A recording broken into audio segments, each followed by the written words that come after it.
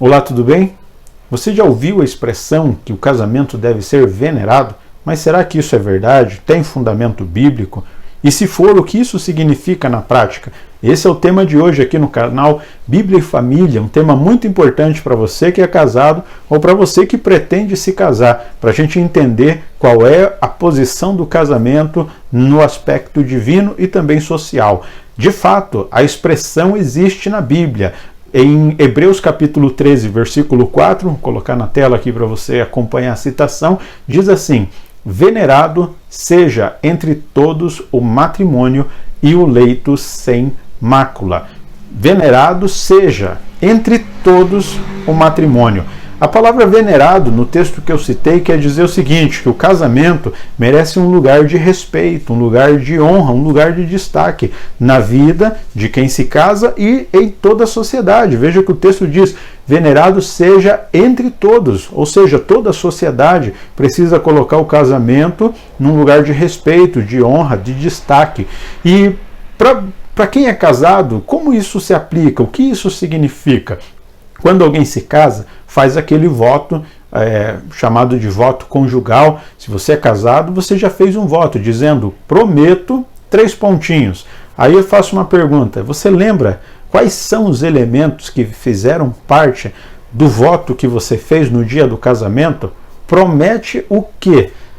Você lembra? Se você lembra, pode colocar nos comentários aí, vamos testar a memória, porque é muito importante lembrar o que você prometeu, o que você se comprometeu, lembrando que é em toda e qualquer circunstância, e a promessa é enquanto os dois viverem, um casamento duradouro enquanto os dois viverem. Então, você lembra? Se você lembra, coloca. Se você ainda não é casado, você já sabe qual é o compromisso que você vai fazer. Aliás, por isso é muito importante o casamento. Algumas denominações faziam apenas o casamento religioso, aceitam o casamento religioso apenas. Algumas exigem que a pessoa tenha o casamento civil, mas em ambos os casos existe ali uma aliança. Diferente da união estável. Eu já vivi em união estável e quando com a minha esposa, quando nós fomos viver em união estável, nós não fizemos uma aliança. Mas um dia nós fizemos uma aliança no casamento civil e religioso. E nessa aliança tinha esse comprometimento. E venerar o casamento nada mais é do que cumprir esse juramento, este voto que o esposo faz com a esposa e a esposa faz com o esposo. Então, por isso é muito importante esse voto, esta aliança. Na prática, então, o que seria isso? Venerar o casamento? Seria justamente o esposo, a esposa cumprir o seu papel, amar o cônjuge.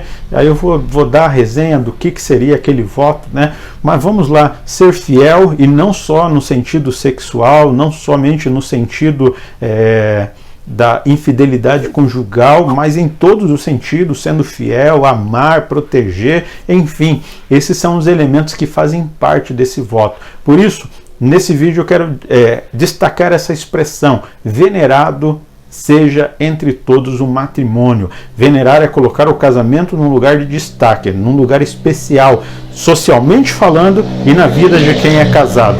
Venerar o casamento é você, esposo, colocar a sua esposa num lugar de honra na tua vida. Você, esposa, colocar o seu esposo num lugar de honra da sua vida. Se você está fazendo isso, você está cumprindo o que a palavra de Deus diz em Hebreus, capítulo 13, o versículo 4, que nós já citamos. Deus abençoe, até o próximo vídeo, em nome de Jesus.